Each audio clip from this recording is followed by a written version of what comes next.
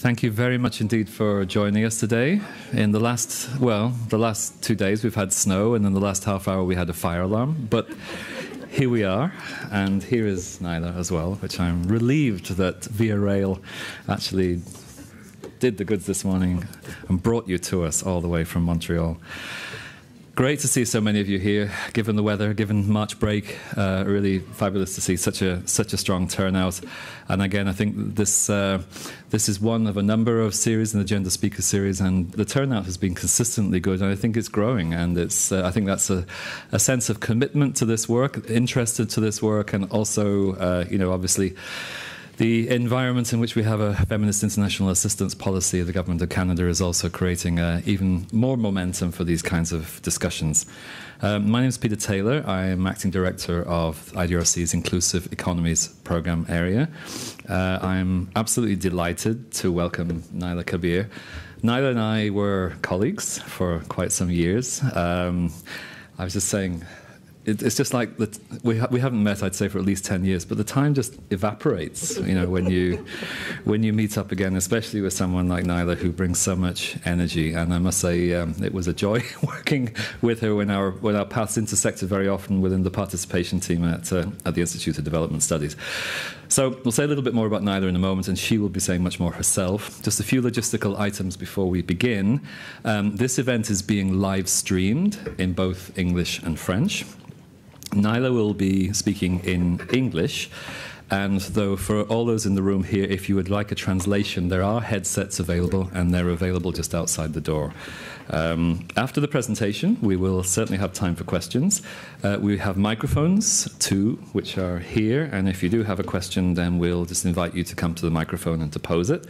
Just in advance, I'll say that I'll remind you of this at the time, but when we do have the questions, if you just also introduce yourself so we know who you are, you're welcome to pose questions either in French or English. And because this is a webcast, we are also happy to accept questions through the webcast, and one of my colleagues will read these out. Okay, and our colleague is over there, who will be the voice of the web on this session. We will also be taking pictures, and obviously this is live streamed, so if you have any objections to being photographed or recorded, please let us know. Before we begin, some words of thanks to all the people that have been involved in organising this event. So particularly thanks to translators, all our colleagues who, even with fire alarms and everything else going on, prepared everything here, the room, the audio, the visuals, and also ensuring that the event is live streamed. Thanks especially to colleagues from McGill University, and in particular Kate Grantham. Naila was liberated today to come here to speak to us, knowing that I'm sure there's a lot of people who are really hoping you are going to make it back to Montreal. So thanks to our colleagues at McGill for enabling Naila to come here as well. I'm really pleased to introduce you today Dr. Naila Kabeer.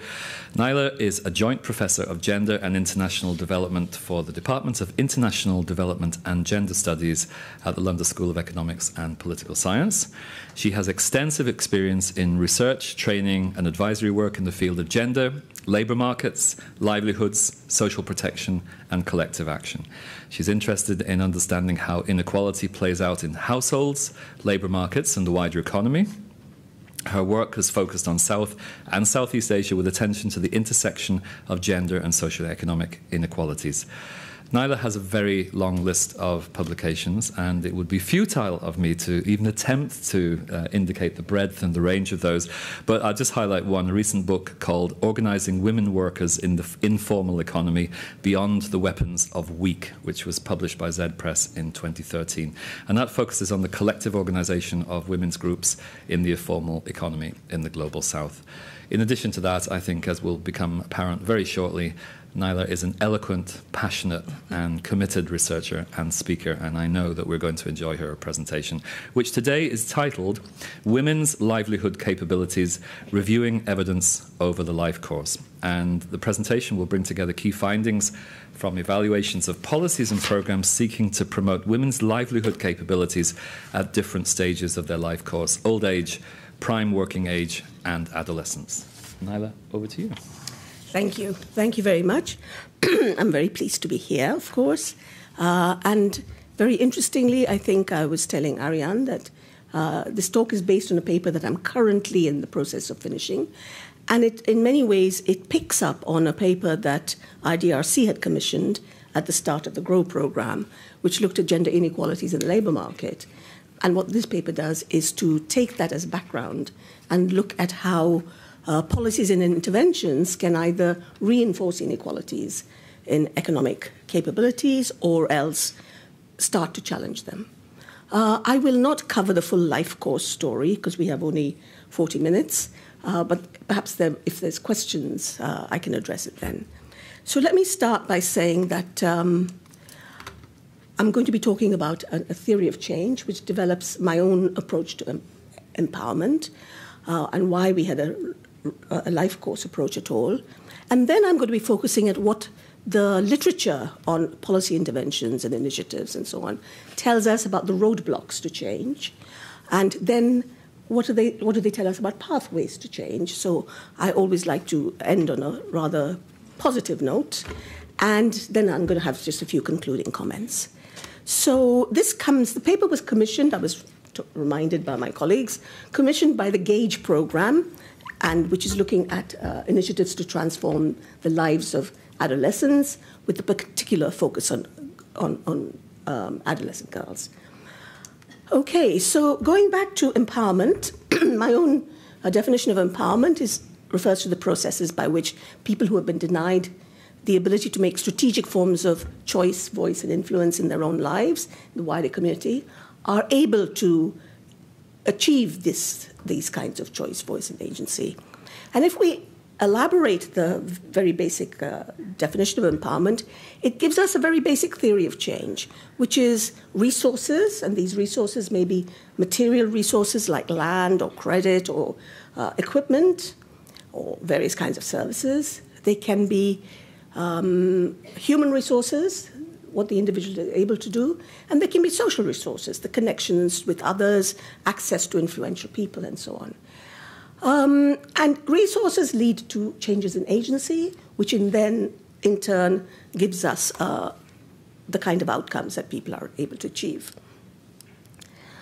But if we look at the trends in inequality across the world, we find that while there has been, according to the Global Gender Gap Index, considerable progress on human capabilities, health and education, progress on livelihoods is still very slow. And only 9% of the global gaps in livelihoods, labor force participation, have been closed. Needless to say, the political participation is even slower.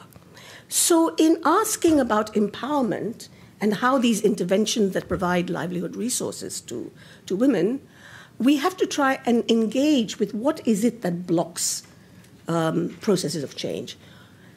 And for that, I have developed this idea, I've developed Nancy Folber's idea of the structures of constraint. In other words, we can start from the assumption that both men and women, try and make choices and seek to pursue their livelihoods, but they must do so within the limits imposed by their wider society.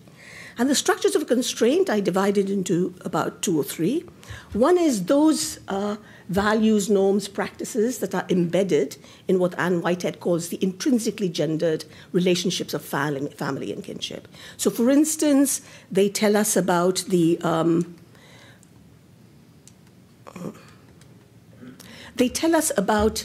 who can do what kinds of work. They allocate primary responsibility for unpaid reproductive work to women, but they may require men and women to share breadwinning activities. They tell us what kinds of mobility women can exercise in the public domain. They tell us what kinds of work are suitable for men and women, and so on. So there's a whole series of ideas in different cultures about what men and women are able to do. And this gives rise to what we see as a geography of gender in the economy. So, for instance, we find in places where there are real restrictions on women's mobility, like the MENA region and South Asia, labor force participation is much lower for women than for men. The fact that women have primary responsibility for unpaid childcare means that across the world, women have lower labor force participation rates than men. But there are age-specific variations to women's labor force participation, and you find the largest gap, the gender gap, in the reproductive age groups. But these gender intrinsic constraints have their resilience because they're reproduced in the public domain. So state legislation, and we know from the review of discriminatory laws, across the world there are laws around unequal inheritance, whether women need husbands' permission to open up businesses or to travel and so on.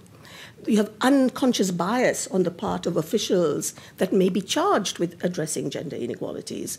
You have various forms of active discrimination by employers or trade unions who believe that the only issues that are of interest are the bread and butter issues that are identified by men, rather than the more gender-specific issues of childcare and so on. So these gender inequalities, these structures of constraint, gain their resilience not only from being deeply embedded in the values and culture of a society, but being reproduced in the so-called public domain, the impersonal public domain. And then they, in turn, create feedback mechanisms so that parents may not necessarily want to discriminate against girls and boys, against girls, but if they see that girls are earning lower wages in the market, it makes sense for them to prioritize the education of boys. So the feedback mechanism is another way in which that reinforces itself. And the final point, of course, is that gender is not the only form of inequality. Gender everywhere intersects with other kinds of inequality so that we can never really separate out and analyze gender in isolation.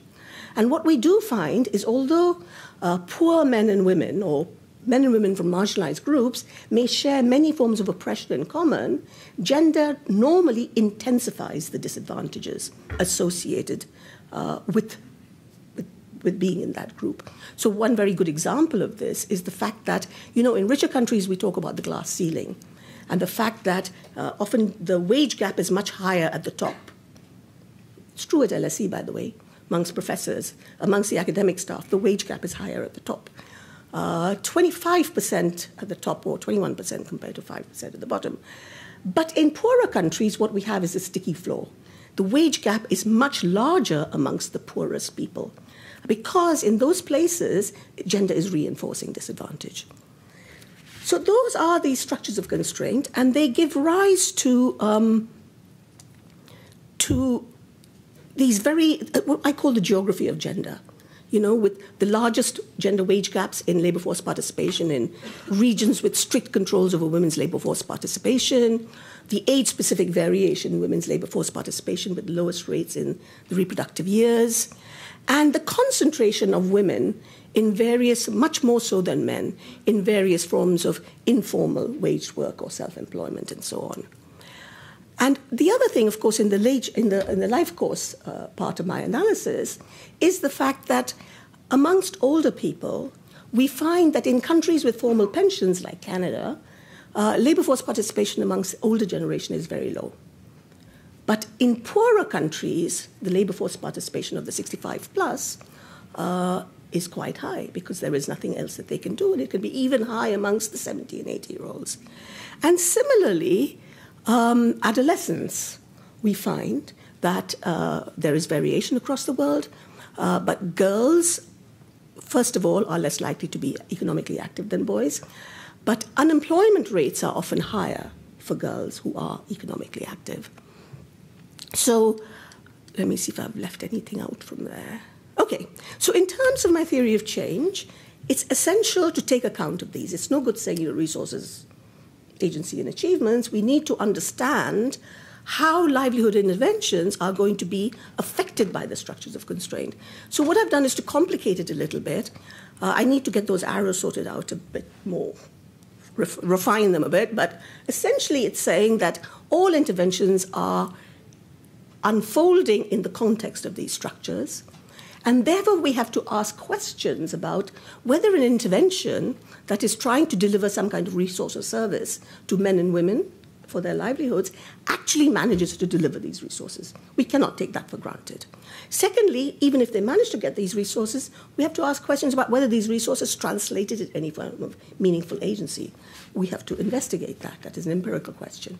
And finally, we have to ask ourselves, if women's agency is enhanced, what form does it take? And here we make the old distinction that feminists have made between practical achievements, practical impacts, and strategic impacts. And by agency, by the way, I mean a number of different things. I mean, first and foremost, cognitive agency, the ability to analyze, to plan for the future, to make goals, set goals, and so on. I mean a practical agency, the ability to realize these plans, put them into operation.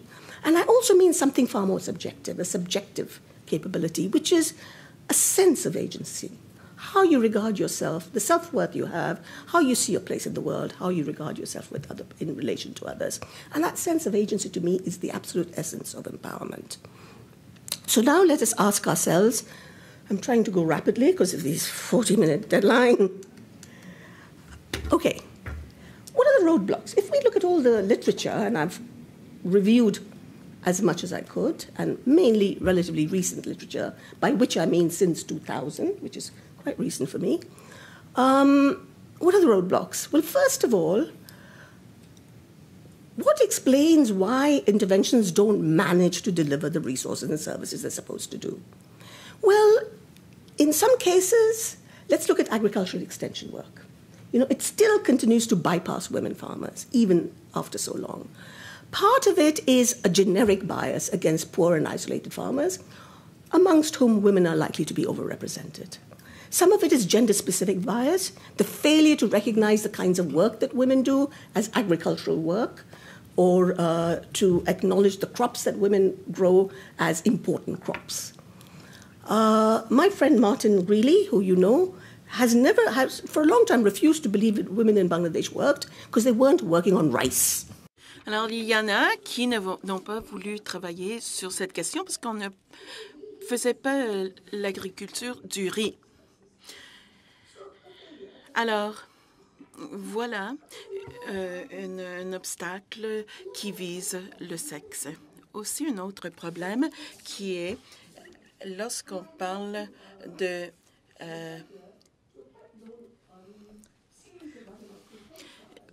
je voudrais Banerjee, etc., which set out to try and resolve these debates, are microfinance good for livelihoods or not?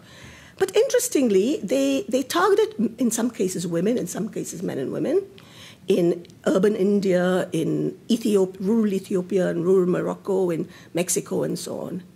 And they came up with the conclusion that microfinance has modest but promising impacts. Well, I'll tell you what the most striking thing about that study was the very low take-up of microfinance by either men or women.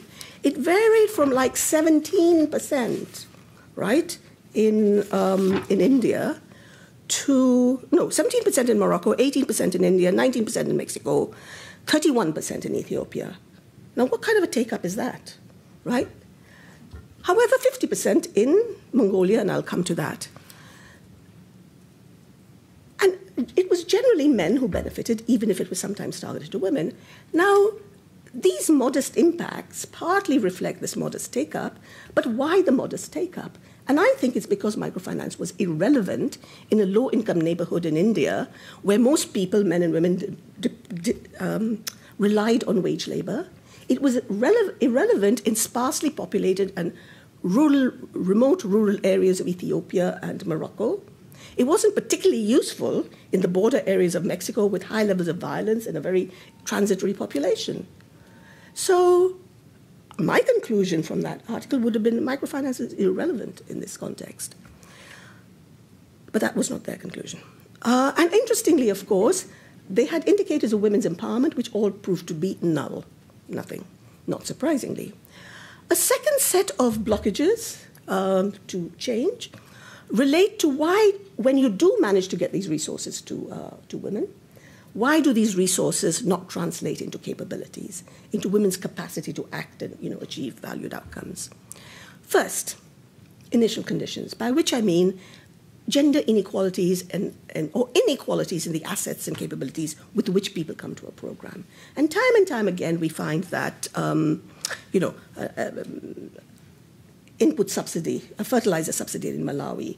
Why did men much more likely to adopt the fertilizer and to adopt modern maize crops? Well, partly because they had more land. They could mobilize adult family labor. They had money to buy more fertilizer and so on. So when you control for all of these, perhaps the differences aren't that great. But how can you control for all of these? These are the facts of life. These are what inequalities look like. And these inequalities also introduce differences among men and among women. So among men, those who had higher value plots, those who had those who lived near a road were more likely to adopt fertilizer.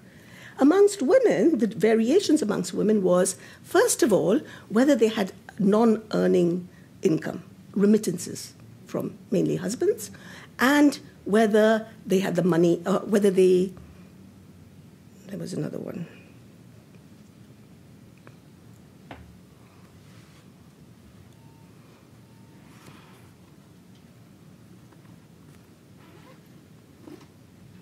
Whether they had received fertilizer coupons from the government, the subsidies.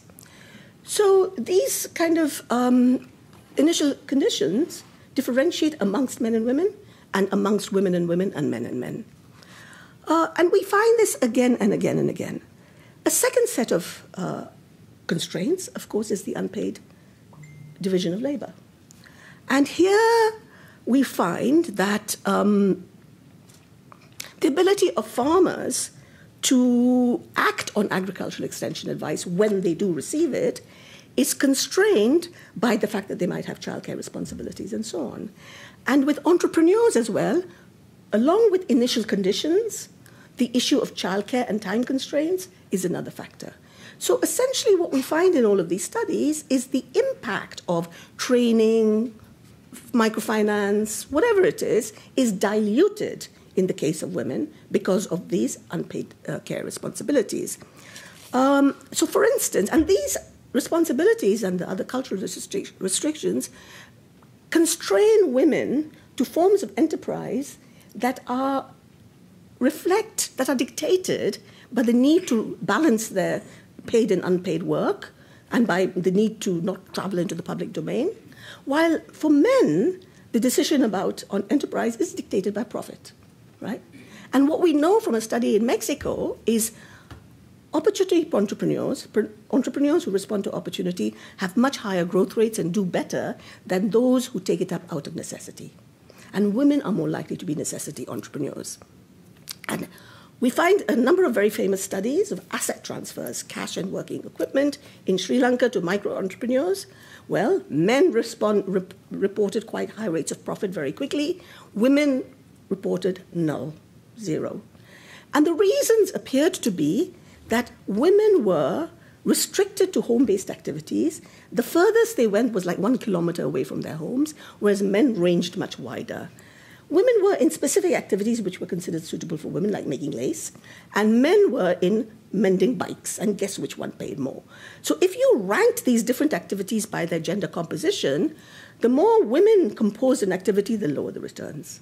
And if women went into mixed activities, they earned more and invested more. And if men went into mixed activities, they earned less. So what we have is a gender segmentation of opportunity structures, which makes the likelihood of women being able to respond to training, etc., precisely for the reasons that they are in these less productive activities. There is some, in Pakistan as well, what we find is women are much more likely to be at home. And in addition, we find that the ability to make decisions, the amount of hours they are able to spend in their own enterprises varies very much from men. One interesting exception is Ghana, where there is a long tradition of independent female enterprise.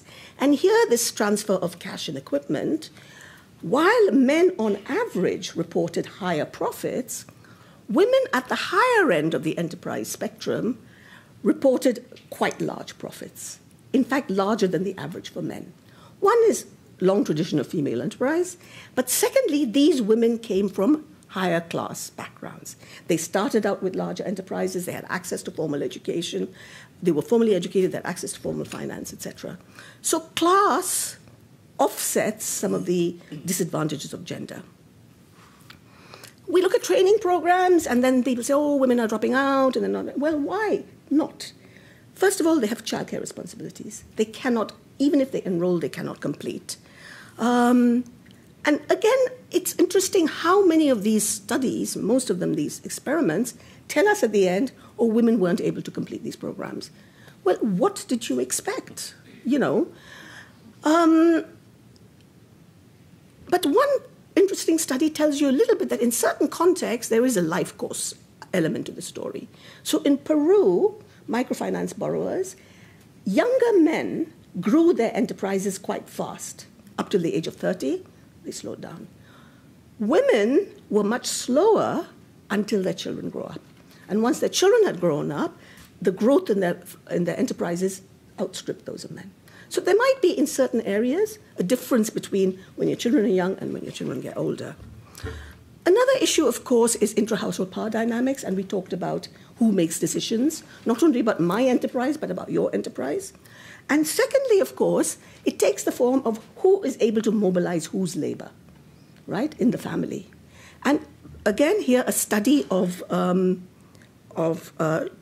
loans and training in Uganda, was it in Uganda? Found that men who lived with or close to their families reported higher profits than men who didn't. And these men were hiring family members, probably at a lower unpaid basis, in their enterprises. Women who lived with or close to their families did worse, particularly if they were married. So these are the intra-household dynamics about who's able to mobilize whose labor and on what terms.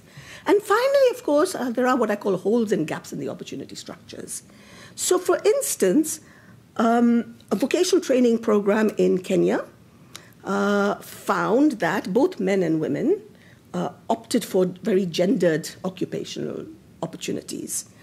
But they found that while the program helped women to move out of agriculture into wages, even though they had chosen entrepreneurship, they couldn't manage with entrepreneurship because once they left the program, they didn't have access to credit. So training without credit made it a problem. It truncated the possibilities. The other interesting one was from Haiti. Young girls, adolescent girls, you train them, give them soft skills, technical skills, hard skills, and so on. And the result was a lot of important impacts at the subjective level. So girls were much more likely then to not tolerate violent relationships at home. They were more assertive in their relationships. They were more mobile. They were able to talk to their partners and all of that. The only one dodgy one was that while they believed that both men and women had shared responsibility for household breadwinning, they still felt that women had the primary responsibility for unpaid care work, so they hadn't managed to change that. However, very limited labor market outcomes. And this was a vocational training program. So not only there was a reduction in women's employment, partly because some of them felt they would want to go and do more training, perhaps get better jobs, but also because of the very depressed labor market in Haiti, in urban Haiti. And those that did manage to get job interviews talked about the kind of harassment they faced. And it really left them feeling very degraded and devalued by the fact that people who had the position to offer them jobs wanted something in return, wanted sexual favors in return. So these are what I call the problems of the opportunity structures, and they're often gendered. Very interesting study by Sarah Baird and others in Malawi. Cash transfer program, unconditional cash transfer program, which helped poorer girls who had to drop out of school. It meant that they reduced their engagement in risky sexual transactions and getting married too early and having babies too early. But the impacts only lasted as long as the program. A couple of years later, those impacts had disappeared, and so Baird and all say, well, what are they going to do? They cannot translate any kind of education into livelihood opportunities because there are none. So risky sexual transactions may be one of the few options available to them, or getting married early and having babies.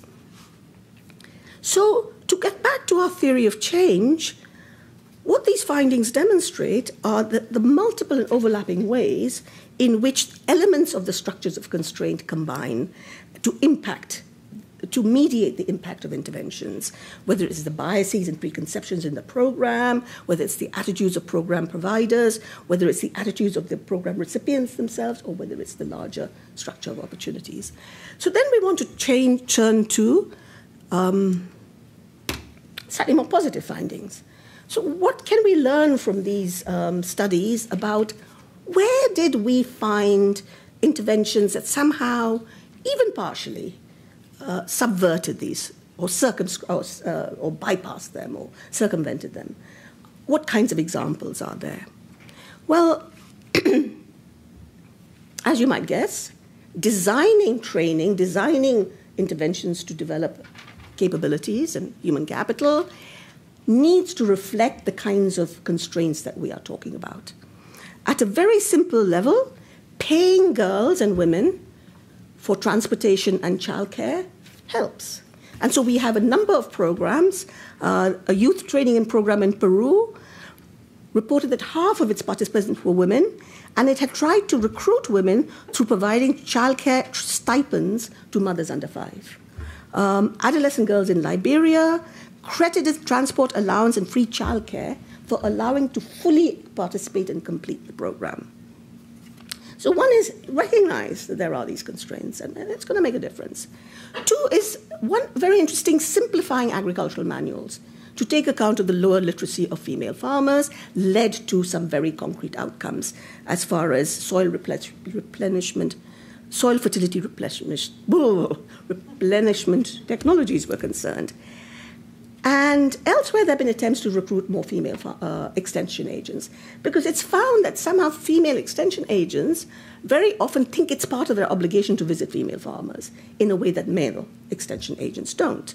A more radical change was the move away from top-down extension services to these participatory farmer-first, field-based approaches.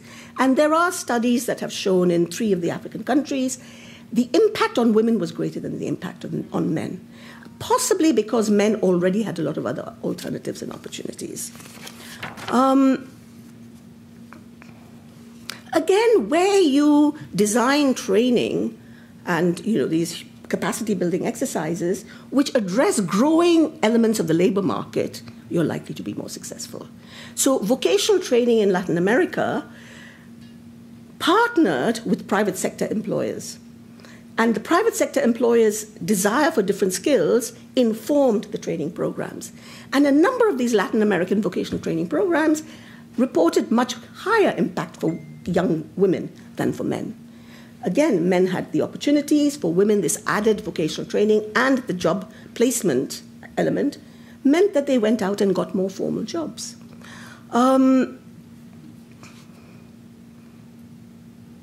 Interestingly, in Nepal, adolescent training, girls were more likely to find jobs afterwards than boys, because interestingly, in the Nepalese context, what they were being trained for, which were female skills, beautician and hairdressing or something, was a very growing market. So in this particular case, it worked quite well. Men did well on, I think, mechanics or something, but on the whole, what they were trained for was not growing particularly well. The kind of training you offer, or the content, we find, for instance, in some cases, more generalized approaches matter. In some cases, it's technical approaches make the difference. Who is the trainer matters. So in India, trainers employed by these self-help group programs reported much higher impacts on their trainees than government officials that were, coming into the self-help group program and had no past experience. In Tanzania, professional trainers from the university had a much greater impact than those they trained in the microfinance organization and who were still quite new to the training. So who is doing the training matters enormously. And there's a lovely article, which I wish I could remember, in World Development, about, where does this training come from? There is this tendency for a northern-based institution to have very good experiences in Latin America and think, wow, we must replicate this across the world. So they develop this kind of universalist program to develop female entrepreneurship. They take it along to India. In the end, who is delivering that training? Someone on the ground who doesn't know anything about Latin America and would not recognize it if they saw it. They're dealing with Indian entrepreneurs, young women with very little education, where there's a big social distance, perhaps, between the trainer and the trainee. It doesn't work. So that is one of the few articles that has gone inside the black box of training. There's so much, training this, training that. But training, and Peter will know all about this, training is made up of people, content, methodology, delivery, rapport, all of these things. So having a black box called training and then saying, oh, this worked and that didn't, excuse me. The other thing that is and then some of these training last around like 7 hours. The trainings that have worked have been developed by self-help groups or organizations that have been in the business for a long time and have learned over time to find out what is needed. How much time have I got? 10 minutes maximum. Okay, 10 minutes maximum. Okay, the other thing is that savings-led group-based approaches appear to be far more effective in reaching poorer women and in doing them good. So I just got this up about half an hour ago. And basically tells you that in India, individual lending, compared to Grameen-style joint liability lending, compared to self-help group lending, very clear. Self-help groups are far more likely to reach poorer women and people from the lower castes. And there are other studies also that tell us that individual lending is likely to have far less impact on intra-household bargaining power, whereas self-help group lending is likely to have far more. So the kind of model of lending matters. Access to land. Interestingly, of course you need legislation and commitment, but where there is that, details can make a difference. So in Vietnam, when they expanded the land title deeds from one space, which was the man, to space for 2 people, many more women had got titles to land. In Ethiopia, when they added photographs of women to land titles, many more women were likely to get land. In Brazil, the fact that land titles, joint titles, are optional rather than mandatory, has meant that Brazil has much lower level of female titles. Gender-aware public programs. One of my hunches, and it is still a hunch, is that women far prefer working for government than private sector. And I'm talking about poorer women. I see this from public works programs that are well designed and, like the Indian program, have responsibility, have provision for childcare, creches, have equal pay for men and women and auditing responsibilities. And also in Argentina, there is something about working for government that brings it with it a sense of doing community service, right? And there's something about working for private landlords and contractors, etc., which means that leaves you open to harassment and all kinds of negotiations and exploitation. Government programs, by and large, for better or for worse, are governed by certain norms, not by bargaining and negotiation between poorer and wealthier people. Affordable childcare, of course, and where it's happened, and in Latin America it's gone furthest, we have seen it helping very often poorer women to participate in formal wage labor. Multi-stakeholder approaches to codes. We all know about the codes of conduct in the global value chain and how much of a cosmetic exercise so much of it is. But recently I've been a part of the advisory board of the Better Works program, and Tufts University has been monitoring its impacts. And actually, very interesting results are coming out, including a reduction in sexual harassment in Vietnam and a greater willingness to report sexual harassment in Indonesia and so on. So this kind of multi-stakeholder collaborative exercise, rather than powerful multinational imposing labor codes on their suppliers, seems to work better. And multi-component approaches. So a lot of the adolescent girls' interventions bring together soft skills and technical skills and girls' groups, spaces where they can meet and they feel safe, etc. And these have had, nothing is ever foolproof and magic bullet, but they seem to have, especially one in Uganda, impacts that include not only economic impacts, but a greater sense of self, a greater sense of agency, a willingness to challenge sexual violence, and so on. So, and I think the multi-component stuff is about addressing those multiple constraints. And we find that also in an asset transfer program for the very poor, developed by BRAC and piloted all over the world, where you bring together asset transfers with consumption stipends, with mentoring and intensive support and so on. And these seem to have had quite good results. But all of these are projects, and they tend to influence only or impact only on project recipients with a bit of, So these are really quite small scale, and they're all often experiments that are one-offs. What we want want is an enabling environment, not just, project-focused change. And so what can we learn about the enabling environment? One is randomized control trials do not contribute to institutional learning. They go into Morocco or India or wherever, they come away and they leave nothing behind. Oh, that didn't work, that didn't work. We need to know what works, how it works, and how that can be replicated or not somewhere else. So this business of adaptive, iterative learning that allows organizations like BRAC and the self-help group organizations like Pradhan in India, they have evolved. Sorry, policymakers, it takes time. There's a politics of patience around this. People have to learn. You cannot take an intervention that worked here and just transplant it over there, even if it's training or whatever. So one is about institutional learning. Invest in the capacity of organizations to learn over time for their own particular contexts.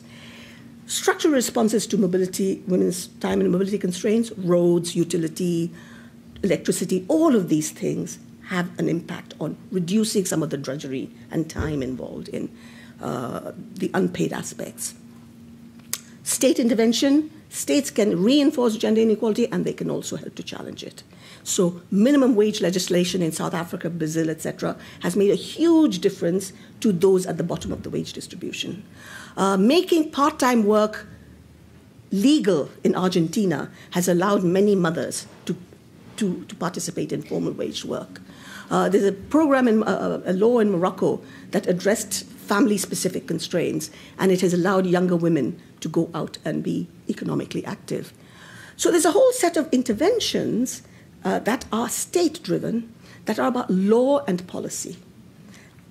Simplifying the regulations in order to register your enterprise, cutting it down from 90 steps to 5 steps, allows many more women's enterprises to be formal.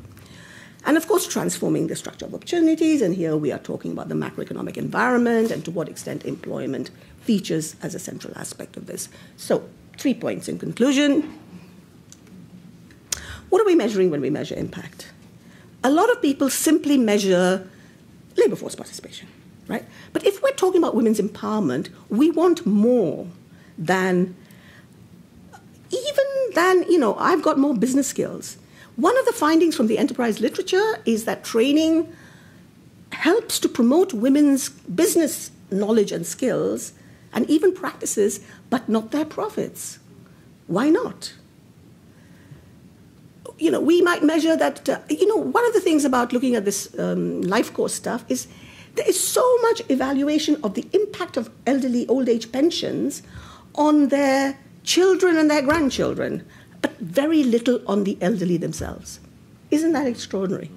We're all about how good these pensions are for promoting children's education and getting young women to work. But what about the elderly? No one asks, are these doing them any good? And there is some evidence of abuse and pressure and so on. So what are we measuring? Secondly, how do we understand change when it happens? And this takes me back to the RCTs. Bangladesh has one of the most resistant age of marriage practices, lowest age of marriage, as India. Now, we saw the unconditional cash transfers in Malawi helped with postponing the age of marriage, but only as long as it lasted. In India, a program to give parents who had daughters some money, which they could cash in when the daughter was 18, found that they cashed it in when the daughter was 18 and married her off straight away and used the money for dowry. In Bangladesh, we find that giving women, parents of girls, cooking oil has somehow increased the age of marriage. And I ask myself, well, that's extraordinary. Cooking oil doesn't cost very much. But don't we want to know how that happened? Why should giving people cooking oil make this difference? And there are so many of these findings, mysterious findings, that tickle your interest and, pique your curiosity, but you really don't know how they happened. And if you don't know how they happened, well, what are you going to do? Very interesting for the... sorry, I'm going over my time. Quick story. Very quick. Very interesting RCT of the asset transfer program in Bangladesh. It found that over time, the number of assets in the household increased. So the scholars, the authors of the study said, and here we see evidence of women's empowerment, right? Assets are increasing. Well, another study by Agnes Kusambing, etc., found that, yes, assets increased, but apart from the cows and goats that were given to these people, the only asset that stayed in the women's control were those cows and goats. All the valuable new assets were registered in men's name. So I'm not sure you can call that women's empowerment, but you needed to ask that question. If assets are increasing, who is buying them and who is controlling them? So I'm going to end by what is missing from the women's empowerment agenda, and you will not be surprised to know that I'm very troubled, and I think all of us are in some ways at fault, is sexual harassment is missing.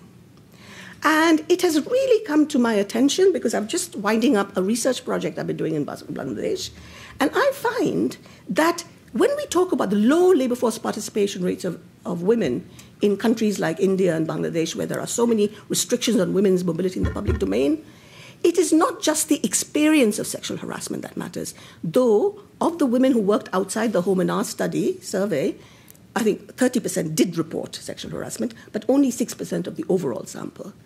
It is the fear of it. And that fear is a very real one. You get on the buses, you go to the markets, you go where there's large congregations of men, and you will be touching, feeling, talking, all of it, ogling, and so on. Now, ours is a qualitative piece of research, but there's a new study that's just been sent to me, and that shows that in India, the likelihood of women's economic activity is inversely related to perceptions of harassment of girls in the community. And this is using national data. So the higher the perceived harassment of girls, the less likely women are to work. And that harassment, for me, in South Asia, is right across the life course. It's why girls don't go to school, or they're taken out of school, they drop out of college. It's why they don't do certain kinds of jobs and only do others. It's why they don't go out at night, why there is a curfew for girls and women. So it is a part of your whole life course. Thank you.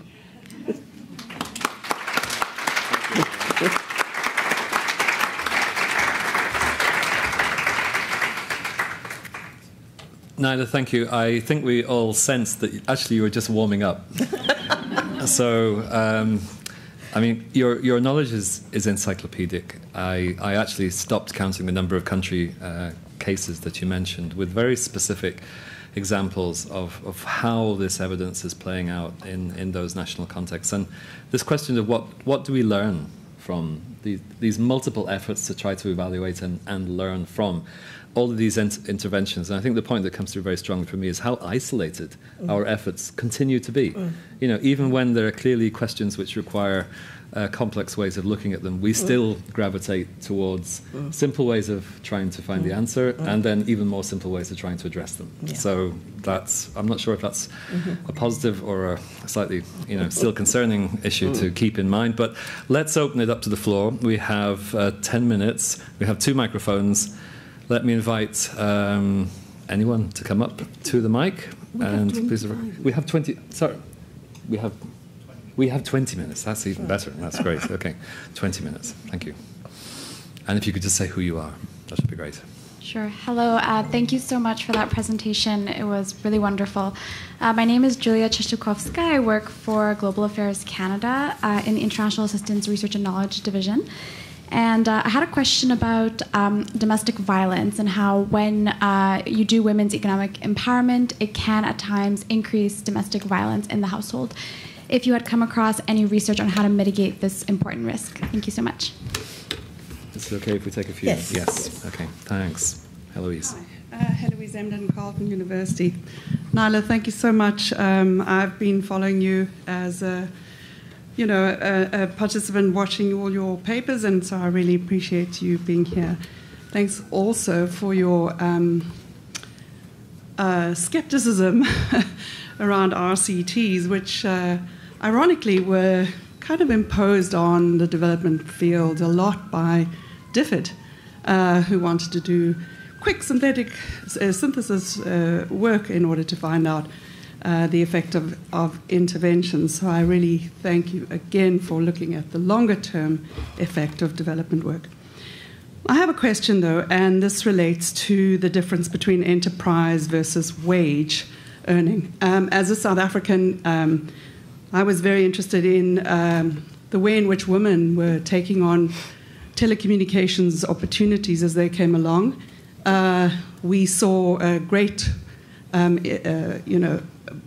bloom in enterprises of women who were reselling mobile phones and mobile phone services, and in fact increased their capacities to become technical, owners of enterprises that, not only provided services but also were reselling and so on.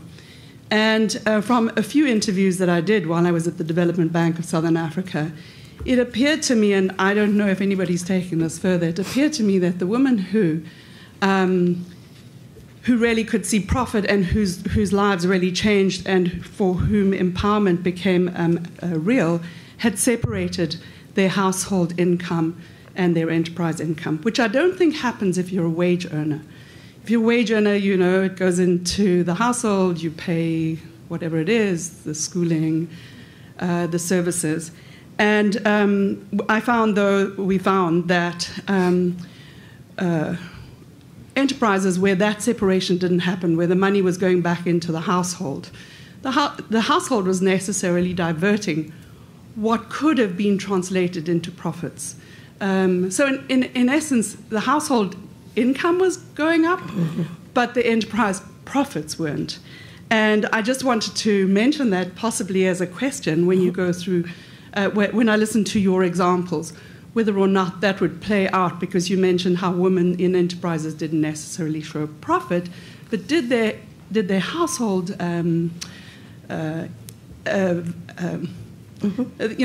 the lifestyle improve?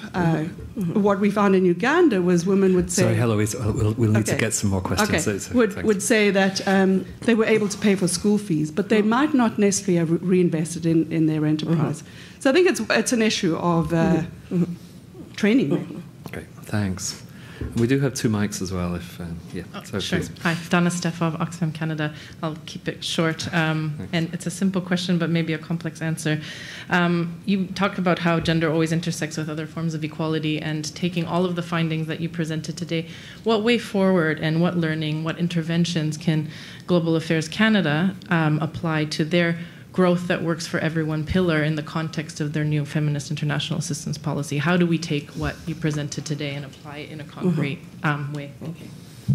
Thanks. And Gillian, do you have some webcast messages to share with us? I have just one. Okay. Okay. So this question comes from Krishna at the University of Syracuse, and it's on the concept of the feminization of agriculture. And she asks, is it a useful term to use when thinking about women's work in agriculture, for example, in the context of male outmigration? And what are the strengths and limitations of using this term? Thank you. Of using this term, feminization of agriculture. Can I just answer those? Yeah, so if we could just take those, and if we could just ask our colleagues just to stay where you are just for a moment and don't lose your place. Yeah. Addressing domestic violence. How does one address domestic violence? I think the literature I've seen on that is not necessarily linked to these interventions around livelihood capabilities. They are much more about questions about access to justice and to what extent can we work with local forums for justice, because a lot of women may not want to go to the formal courts around violence, but they may be willing to go to local courts. So how does one bring a much more feminist intervention, a feminist interpretation into these local courts of justice? There's interventions that work with men and try and, address issues of masculinity and so on. But I've not seen, and the point you're making that often economic empowerment is a trigger for violence, I've not seen interventions that try and necessarily bring those 2 findings together. One interesting study is from BRAC, 2005, which says that very often that violence happens in the early stages. So when that credit first starts to come in and suddenly male authority is being challenged, but over time, that violence may recede. As it becomes clear that women are going to spend a lot of time trying to pacify the men and say nothing's changed and so on, And in the BRAC case, it also changed as more women went for training. So the training often helped them to stand up to violence. And some of these adolescent programs, which are much more likely than the ones for adults, to address questions of these personal agency impacts, also report ability to stand up to violence. So, secondly, the thing about wage and enterprise income, I'm not sure it's true everywhere. First of all, the very fact that women are able to separate out their enterprise earnings from their household income tells you something about those women. They're already a little different from the others. Yes, it is true that a lot of women who don't actually do end up spending it on family and not being able to resist the demands of family members on their earnings, and those earnings are at home. I've also found that women who earn wages may very often have their own savings accounts and put them into it. So that it is possible to separate it out. So I don't think it's anything to do with the nature necessarily of where that money is coming from, but the possibilities for, earmarking different parts of income for different things. So in my study of garment workers from a long time ago, a lot of women would pool their wage income with the family, but lie about their overtime income. And they would keep their overtime income in a separate income. So I'm not sure one can make these very distinct. But as I said, women who are able to make that distinction are already in some ways far more entrepreneurial and take it seriously. They might be the opportunity entrepreneurs. Addressing intersecting inequalities, I think that's huge. We've done a paper based on the Brazilian example, because in Brazil, between 2002 and 2013, our analysis of the Brazilian national data shows that there was a decline in intersecting inequalities around income, wages, education, and other things. And that was the result of some very purposive action by the Lula and the following regimes. Very purposive action to address, including minimum wage, etc. The group that continues to be left behind are the indigenous groups, because the intervention that Lula and the Workers' Party used were very productivist types of interventions. And of course, a lot of indigenous people aren't necessarily involved in wage labor and that kind of thing. And then the feminization of agriculture. I think it's very interesting that that concept sometimes conflates quite distinct processes. So as Carmen Diana Diaz talks about feminization of agriculture in Latin America, she's talking about male migration and the fact that women become managers of farms. But when you talk about feminization of agriculture in South Asia, you talk about male migration and more women becoming a larger percentage of the workforce. So this feminization concept, like many of these concepts, is describing a process, is describing quite distinct processes, which may still result in a higher composition or presence of women. Thanks, Naila. So let's take I think we've got 2 more questions, and if we can invite anyone else who'd like to come up and queue by the mics. I'm Famida Wahab from the Pakistan Development Program in Global Affairs Canada. And I found, of course, your presentation very interesting. And one of the things that you mentioned, that there were 3 stages where women have in terms of women's agency, that women have the ability to conceptualize what they want to do. Then the second thing is execution, and the third thing is internalization of their empowerment. In the Pakistan Development Program, we had a project where we provided financial literacy to women through a microfinance institution. And as part of that project, we also had a awareness-raising campaign through a TV series, which addressed both the issue of sexual harassment as well as the issue of women's, ability or the need for women to work outside and the social acceptance of that.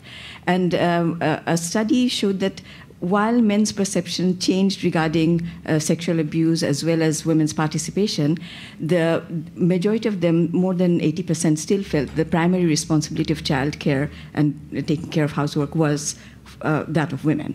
And my question is what could be a strategy, effective strategy, which could bring about change in these perceptions? Because it is a major constraint for women's economic participation. Hi, so I'm Louine from the Climate Change Program here at IDRC. And so my question, it's kind of a 2-stage question. so a lot of the examples that you have provided are on the ground. But I just want to take a step back and go on the programmatic kind of level. And as the center, and there's people from GAC that are funding those kind of research. So I was wondering if, before that, we use a lot in climate change the term vulnerable. Vulnerable. Yeah. So I was just wondering if you think that this kind of narrative actually can be perceived as a roadblock to this theory of change. And then the second part is, do you think that as an institution, how can we create this kind of institutional learning environment to enable this theory of change? So, thank you. Thanks. And I think our final question. Hi, Naila. Thank you. I'm Julie Delahanty from Oxfam Canada as well. I have two questions, actually kind of building on the last two of Famita's question in particular. So one was, I also worked on the program that Famita works on at one time, and it had a strong women's economic empowerment. It was a lot of programming around women's economic empowerment. And the programming included in some of the projects more training, more issues related to women's rights, so training on women's rights. And those programs seem to be much more successful. So I wonder if you've come across any research that was very anecdotal within the program. I wonder if you've seen research that's kind of taken that bigger in terms of what kind of complementary programming around women's economic programming gets the best effect. And then the second point is also around unpaid care. And I think, we've been working on these issues for a very long time, and unpaid care work has been an issue ever since I started working. This has always been this is what's holding people back, unpaid care work. And yet programmatically, it's been very difficult to see any movement on that. And I think within Oxfam, we have been doing some really interesting work around unpaid care, but it's very difficult to interest donors in doing that kind of work. So I just wonder what your thoughts are on why everybody knows what a huge problem this is, and yet we seem to have very little ability, even though there is now a lot of thinking on the kinds of programming that can work in this area, why we're not getting more traction in terms of being able to promote those programs. Great, thanks. So that was good value. 3 questioners and 5 questions for you, Naila. Gillian, just to check, do we have any more? No. Okay, that's fine. So, Naila, I think it's for you to round up with those. On the question from Pakistan, and it's also linked with this other question around unpaid care.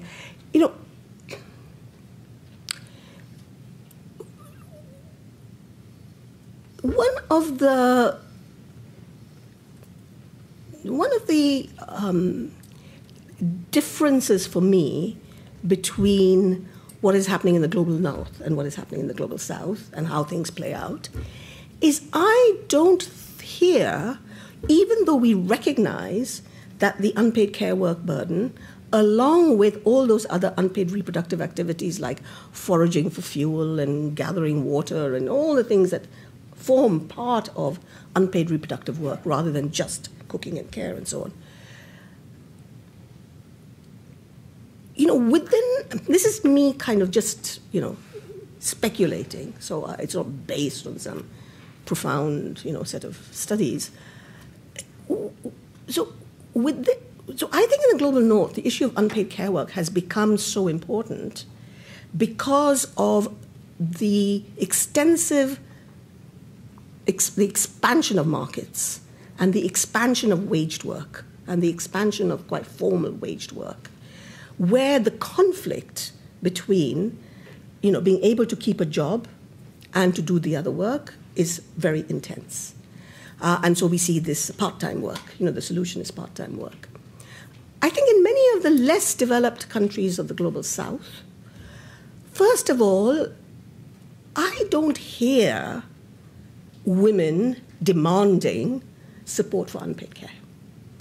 I think a lot of women still believe that it is their duty as a mother to do this work.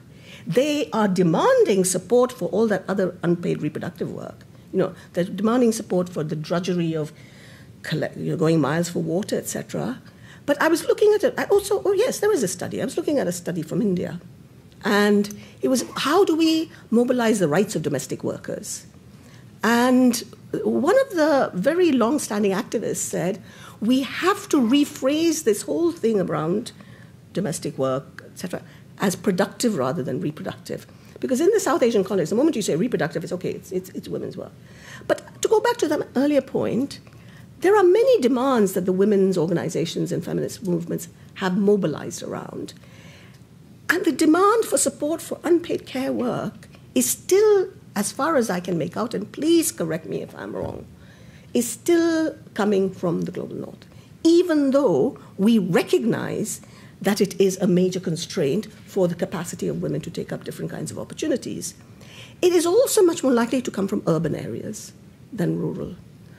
Because when I look at my Bangladesh research, and I'm sure it's true of India, and I'm sure it's, my auntie is looking after the baby, my grandmother's looking, the neighbors, etc. So it's in that different context of urban jobs, etc., that perhaps there will be that demand. So, in a sense, until it's one thing for us to objectively recognize that this is a problem, and this will continue to, in Pakistan, etc., it will continue to constrain women's economic opportunities. But until the cultural change that requires you to say this has to be shared more equally, or, we need some support, I'm not sure, and, I'm going out on a limb here, but this is really my reading of the literature. And I very much welcome anyone who would like to contradict or give me other kinds of information, but that's my reading of it. We did extensive qualitative interviews in Bangladesh. We're doing extensive qualitative interviews in West Bengal. These are states with very low female labor force participation. Why is that? Part of it is this fear of sexual harassment, but I'm interested in how the care stuff comes in. We asked women, if you had to rank these priorities, caring for the family, earning an income, etc., caring for the family comes top. But a lot of women say both. Caring for the family is also about earning an income. But it's not as clear-cut as it is in the West. So I feel like there's an issue there that we really have to get to the bottom of. But that's my own reading of the literature. And so even if men might believe that this is women's responsibilities, many women also believe that this is their primary responsibilities. And it's like asking mothers to say, okay, so in order for you to go out, we're going to help someone to look after your children, and I don't know how many mothers as yet are willing to take up that option. Vulnerable, it's an odd word. It does signify a kind of a powerlessness. It had for a while a progressive meaning, and that was when the economic crisis, the financial crisis in East Asia, suddenly shifted the discourse around social protection from safety nets to the poor to building social protection for the vulnerable. Because vulnerable then meant not only people who were poor, but people who were not necessarily poor, but were vulnerable to poverty. So it became a cross-class, solidaristic kind of discourse. So for that moment, it was quite a progressive, language. But I was looking in South Africa at some of the literature around domestic work. And one of the interesting things in South Africa is that domestic workers apparently are classified as a vulnerable group, which means that they cannot engage in collective bargaining around their own rights. It has to be done for them by the state. And very different from Argentina, where vulnerability is not attached. And so there, the notion of vulnerability weakens the domestic worker as someone who is quite powerless. So I guess there's a contextual, it's all, in what context are we talking about vulnerability? And on the women's rights thing, I absolutely buy that finding, that interventions that go out to address the issue of women's rights actually make a difference to women's rights. The issue is, how do you get people to attend those kinds of trainings? And one of the things I think that the earlier microfinance stuff in South Asia was about was marrying practical interventions with the women's rights agenda. So when you looked at Working Women's Forum, etc., they would provide financial services. They would get women to meet on a regular basis of weekly and monthly. And in those meetings, they would be talking about issues about violence, rights, etc. That has started to vanish as financial sustainability has become the order of the day. Because if you now need to get your money back and make a profit and sustain yourself, there's no time really to talk about women's rights. But I think embedding women's rights in other kinds of programs is very important. I think that was it. Or institutional learning. Yeah.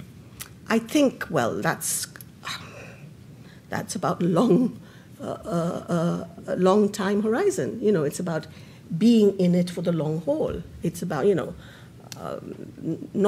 some of these, going back to the RCTs, some of them start evaluating impacts within 6 months of the program being over, and maybe some of them a maximum of 2 years. Actually, the asset transfer one is going back, I think, about 10, 12 years. But in general, there's a very myopic kind of time frame involved. But institutional learning does require you to invest in for the long haul, so you can learn and gather up the lessons and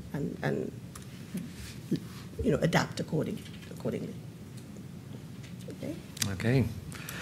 Well, thank you, Naila. Thank you very much indeed for great questions. To all those who brought questions, thank you for that. I think you're stimulating and provoking us to keep thinking about some of these things, and you're challenging us to also come with alternative views as well. The thing that you have demonstrated, though, is having that breadth and that depth of evidence is hugely important, because a lot of this discourse happens, I would say, in a rather uninformed way. And I think what you've demonstrated today is having that depth of evidence to hand and bringing it to bear on some of these challenges is hugely important. And that's one of those contributors, I would say, to institutional learning as well over the long term. So thank you to all. Thank you to those who joined us online. Thank you to our interpreters and technicians also for looking after us. And thank you to those who actually organised with the setting up the room. And again, thank you for our colleagues in McGill for allowing us to take you the day before. I'm sure they'll be watching the snow piling up outside. Slightly worried about what's going to happen in the rest of the day. We will now release you shortly. I'm sure there may be those who would like to grab a few moments just to say hello, or perhaps to challenge some of your provocations immediately afterwards. I like to learn. Yes, and I think this will be a discussion that will continue. So please watch out for the next event in this gender speaking series. We look forward to many of you coming back again next time. And thank you very much to Naila, especially.